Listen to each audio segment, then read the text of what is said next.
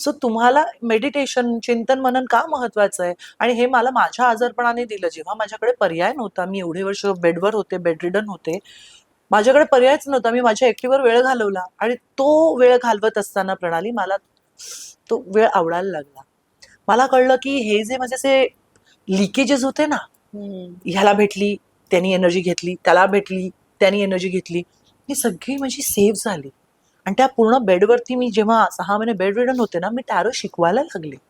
So जेव्हा तुमचा focus बघायला डोळे जे आहेत ते बाहेरचं दिसतं, आतलं कुठे दिसतं? आतमध्ये डोळे नाही आहेत. आतमध्ये जे काही होतंय त्याला डोळे नाही आहेत. त्याच्यासाठी तुम्हाला मनन चिंतन हे करावंच लागतं. आणि हे लकीली मला करता आल्यामुळे मी माझ्यावर काम करू शकतो. सो तुम्हाला जर मॅनिफेस्टेशन करायचं असेल तर नुसतं, मी नेहमी म्हणते, बटाटा आणून भाजी नाही होत. त्याच्यावर कढई, तेल, तूप, मोहरी, हिंग, मीठ, मग कोथिंबीर, मग रस्स्याची आहे की काचऱ्यात. सो तुम्हाला या सगळ्या गोष्टी जेव्हा तुम्ही आत्मसात करता आणि एका प्लॅनिंगने करता. आता त्याच्यात बरेचसे लोक म्हणतात प्लॅनिंग करके कुछ नहीं होता, अभी क्या कल को क्या होगा पता नहीं. अरे बट कल को तुम जिंदा रह गए 100 साल तक तो क्या करोगे? तेव्हा तुम्ही म्हणाल ओ यार मी 40व्या वर्षी SIP का नाही केलं. तेव्हा काय होतं, मरना तो एक दिन सबको ही है, क्या करना है. अरे पण तू जी गया 80 साल, अब क्या. सो मला असं वाटतं की प्लॅनिंग करावं. मॅनिफेस्टेशन मध्ये ते उपयोगी पडतं. कारण जेव्हा तुम्ही प्लॅनिंग करता ना, तुम्हाला तुमचे लिमिट्स माहिती असतात. फॉर एक्झाम्पल, जर महिन्याला मी 1 लाख कमवते तर 20,000 माझे सेव्हिंग मध्ये, 40,000 माझा घरचा खर्च आहे, 20,000 माझे वरचे खर्च आहेत. या अशा प्रकारे जेव्हा प्लॅनिंग करतो ना, आपल्याला कळतं की आपल्याला 2 वर्षांनी ग्रो करायचं. आपल्याला एक विजन मिळते. आपल्याला का नाही तर मग शाळेमध्ये बरोबर शाळेची वेळ असते, ऑफिसची ठराविक वेळ असते, ट्रेन याच वेळेला येते. वेळेचं काहीतरी महत्व आहे ना. सो तुम्हाला ते प्लॅनिंग आणि नियोजन हे महत्वाचं असतं. कारण त्याने तुमच्या मॅनिफेस्टेशनच्या ह्या ज्या टेक्निक्स आहेत, कारण तिथेही शिस्त लागते. 369 तुम्हाला करायचं आहे तर सकाळी 3दा, दुपारी 6 वेळा आणि रात्री 9 वेळेला ते मॅनिफेस्टेशन लिहायचं आहे. सो ते सुद्धा लूपमध्ये. आणि इफ यू नोटिस की सगळं जे आहे ते एका लूपमध्ये चाक चालतं गोल. आपण रोज काय करतो, तू कधी विचार केलाच या गोष्टींचा? सकाळी उठतो, ब्रश करतो, आंघोळ करतो, नाश्ता करतो, ऑफिसला जातो की आपल्या कामाला जातो. काम करतो, तिथे फ्रस्ट्रेट होतो, सगळी चिडचिड करतो आणि परत घरी येतो. घरी जर नवरा दिसला किंवा मुलगी दिसली त्यांच्यावरती फ्रस्ट्रेशन, जेवण करतो, जेवतो आणि झोपतो. परत दुसऱ्या दिवशी तू तेच करते. सो तसं पाहायला गेलं तर तू सगळं लूपमध्ये करतेस. मग नेगेटिव्ह गोष्टी लूपमध्ये कशाला करायच्या? पॉझिटिव्ह करूया. सो काहीही केलं तरी तुम्हाला प्लॅनिंग आणि शिस्त, डिसिप्लिन हे लागणारच आहे. सो या टेक्निक्स ज्या आहेत, होपोनोपोनो, 369, 333, यांच्यापैकी कुठली तुम्ही टेक्निक निवडा आणि मॅनिफेस्टेशन करायला सुरुवात करा. मला इथे विचारायचंय की बऱ्याचदा आपण आजच्या एका काळाचं एक उदाहरण घेऊया. म्हणजे आता अँझायटी आणि डिप्रेशन हे कमालीचे वाढलेले आहेत लोकांमध्ये. मग स्ट्रेस असेल, काही पर्सनल रिझन्स असतील किंवा कोणत्याही रिझन शिवाय पण हे आजार होताना दिसतायत. मग त्यावेळेला जेव्हा एखादा माणसा खूप निगेटिव्ह विचार करतोय, त्यावेळेला त्याला जर सांगितलं तू पॉझिटिव्ह विचार कर, तर ते शक्य आहे का त्या ह्याच्यामध्ये? आणि ते जर करायचं असेल तर त्याच्या निगेटिव्ह एनर्जीच्या सोबत तो मॅनिफेस्टेशन कसं करू शकतो? करेक्ट. सो आता माझ्याकडे जे येतात ते मोस्टली डिप्रेस्ड किंवा हार्टब्रेक किंवा जॉब लॉस, फायनान्शियल लॉस यासाठीच येतात. आता जेव्हा ना, मी एक सगळ्यांना इथे सांगेन, जेव्हा तुमच्याकडे तुमचा कोणी मित्रमैत्रीण किंवा कोणी येत असेल तर जेव्हा ती व्यक्ती येते तेव्हा आधी ऐकून घ्या तिला. कारण ती ऑलरेडी वुंडेड आहे, ऑलरेडी तिला दुःख आहे, तर तिला व्यक्त होऊ द्या. त्याच्यावर ज्ञान नका देऊ. मी कधीच ज्ञान देत नाही की नाही नाही उठ आणि आता मॅनिफेस्ट कर. नाही होणार.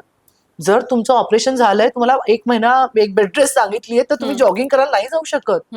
सो एखादी व्यक्ती जेव्हा डिप्रेशन मध्ये असते, निगेटिव्ह थॉट मध्ये असते, तर ती व्यक्ती जर माझ्याकडे किंवा कुठल्या हिलरकडे गेली किंवा मित्रमैत्रिणीकडे गेली तर आधी त्या व्यक्तीला ऐकून घ्या अर्धा तास. तिला सांगा, म्हणजे मी माझ्याकडे केस आल्यावर म्हणते की okay, I understand your pain. मला माहिती की तू आता खूप त्रासातनं जातोयस, पण ठीक आहे, आता ह्याच्या पलीकडे आपल्याकडे काय पर्याय आहे. मग आम्ही काय करतो, बसून लिटरली आउटकम, फिलिंग आणि ऍक्शन असं एक NLP, मी NLP कोच आहे, त्याच्यामध्ये ही एक टेक्निक आहे की तुमचं आउटकम तुमच्या फिलिंगशी अलाइनमेंट मध्ये आहे का आणि त्याप्रमाणे ऍक्शन्स. जर तुला 5 लाख रुपये हवेत आणि तुला फिलिंग आहे की अरे मला 5 लाख कोणी देतील का, हे कन्फ्युजन फिलिंग आहे आणि ऍक्शन त्या भीतीपोटी तू जातच नाही, तू काही ऍक्शनच घेत नाही. मग ना तुझं आउटकम 5 लाखाशी या ऍक्शन आणि फिलिंग अलाइनमेंट मध्येच नाहीये. मग मी अशा निगेटिव्ह ज्या गोष्टींमधनं जात असलेले क्लायंट्स आहेत त्यांना सांगते की ठीक आहे, जे आहे ते either when you are failing ना यू आर लर्निंग समथिंग, आणि when you are winning you are learning new thing. So win win सिच्युएशनच आहे. मग त्या व्यक्तीला मी सांगते की इथे आउटकमच्या खाली तुला काय हवंय ते लिही, आणि ही प्रॅक्टिस तुम्ही सुद्धा करू शकता, आणि तुमचे फिलिंग्स काय आहेत आणि तुम्ही ऍक्शन काय घेत आहात. बरोबर. आता तिथे डिप्रेस्ड फिलिंग असेल किंवा जर हार्टब्रेक असेल, गर्लफ्रेंड बॉयफ्रेंड सोडून गेलेले असतील, ते ऍक्सेप्ट करावं लागतं. यु नो, हिलिंग केव्हा सुरू होतं? जेव्हा तुम्ही ऍक्सेप्ट करता. ओके, ही व्यक्ती मला सोडून गेली, या व्यक्तीने मला दगा दिला, या व्यक्तीने माझे पैसे लुबाडले, हे ऍक्सेप्ट करा. माणूस कुठे चुकतो माहितीये? असं कसं केलं, असं होऊच शकत नाही, मला फसवून गेला. पण तुम्ही त्याला हा विचार करा ना, तुम्ही त्या व्यक्तीला का अट्रॅक्ट केलं? आतनं डिसिजन तर तुमचाच होता ना. मग ती चांगली व्यक्ती सुद्धा तुम्ही अट्रॅक्ट करू शकला असता आणि सिच्युएशन. पण आतमध्ये काहीतरी तुमचं अनहिल्ड आहे, जे तुम्ही आजपर्यंत बघितलेलं नाहीये, म्हणून तुम्ही ती गोष्ट अट्रॅक्ट केली. सो तुम्ही रिस्पॉन्सिबिलिटी घ्या. आणि होपोनोपोनो जी टेक्निक आहे ही तेच सांगते की तुमच्या गोष्टींची जबाबदारी तुम्ही घ्यायला शिका, ती क्लिअर करा आणि तिथे नवीन गोष्टी फीड करा.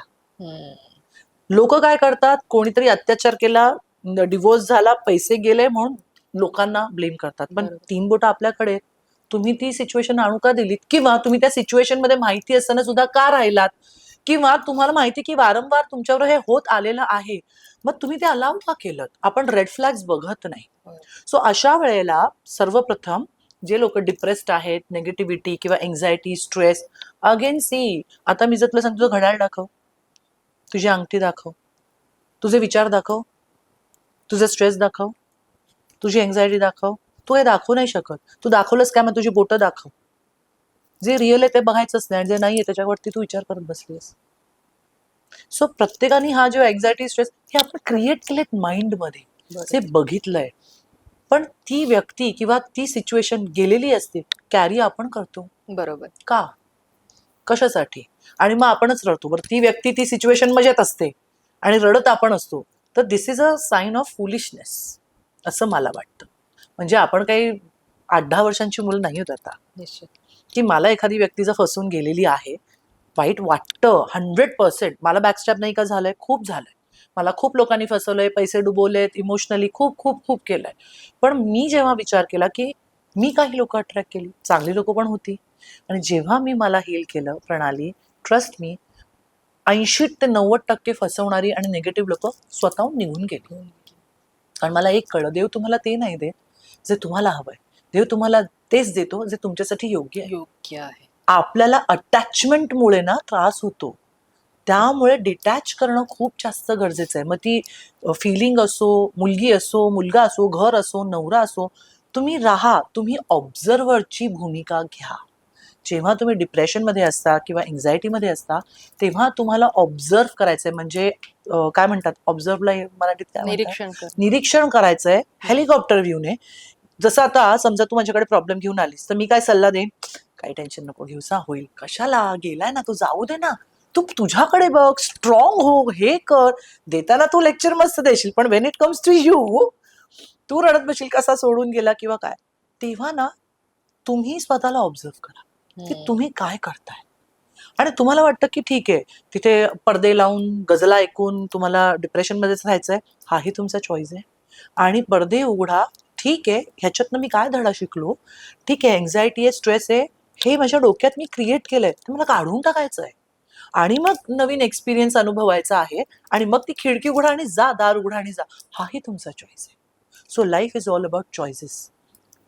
कुठलंही एन्झायटी, कुठलंही डिप्रेशन असं नाही येत, I am anxiety coming inside you, it's you who are taking inside. So you are responsible. So ho'oponopono मध्ये जी टेक्निक आज आपण इथे बोलणार आहोत, it's all about taking the responsibility to clear that thing आणि टू फीड न्यू थिंग. म्हणजे जी गोष्ट माझी तुटलेली आहे किंवा जी गोष्ट मला त्रास देते, त्याची मी जबाबदारी घेते. ती जबाबदारी घेऊन मी त्या गोष्टीला जी निगेटिव्ह एनर्जी आहे ती काढून टाकते आणि त्याच्या जागी मी नवीन गोष्टी टाकते. आणि जसं म्हणतात की तुम्ही जसं बोलतात तसंच तुम्हाला ब्रह्मांड देत असतं. सो तुम्हाला थोडंसं वॉचफुल व्हावं लागतं की मी काय बोलते. पण स्वतःशी असलेलं संभाषण आहे, समभाषण, ते खूप पॉझिटिव्ह असायला पाहिजे. त्यामुळे एन्झायटी, डिप्रेशन, स्ट्रेसमध्ये तुम्ही असाल तर पहिली एकदम सोपी गोष्ट म्हणजे cut cut cut cut cut असं करून टाकायचं. म्हणजे ही कात्री आहे ना, एनर्जी लेवलला कात्री असं समजायचं आणि कटकट करत बसण्यापेक्षा हे कटकट करणं कायम सोपं आहे आणि चांगलं आहे. कारण एव्हरीथिंग इज एनर्जी. बरोबर. हा पॉडकास्ट तुम्ही जे बघताय वरती सॅटेलाइट आहे, सॅटेलाइट दिसतोय की एपिसोड दिसतोय? मग ते सॅटेलाइट मधनं इथे कशी एनर्जी आली? कसं तुम्ही लंडनला असाल, अजून कुठेही बहारीनला असाल किंवा सिक्कीमला असाल, कसे पाहताय? काहीतरी एनर्जी आहे. तू हात घास, हे असे हात गरम झाले हो, तुमचे पण, काय झालं? घासल्यावर काय एनर्जी झाली ना. Energy. So energy is very sensitive. आणि तुमचे लिप्स जे आहेत, ओठ आहेत, दे वर्क लाईक मॅग्नेट. तुम्ही जे बोलणार आहात तेच तुमच्याकडे येणार आहे. त्यामुळे सतत एन्झायटी, डिप्रेशन, माझं काहीच होत नाही, माझं सगळं असंच होतं, माझा फायदाच होत नाही, माझं नुकसानच होतं, माझं नशीबच फुटकं आहे. बॉस, तुम्ही हे बोलल्यावरती मग हीच लोक असेच सिच्युएशन येणार आहेत. So you have to be extremely watchful की तुम्ही काय बोलताय, कसं बोलताय, तशाच गोष्टी येणार आहेत.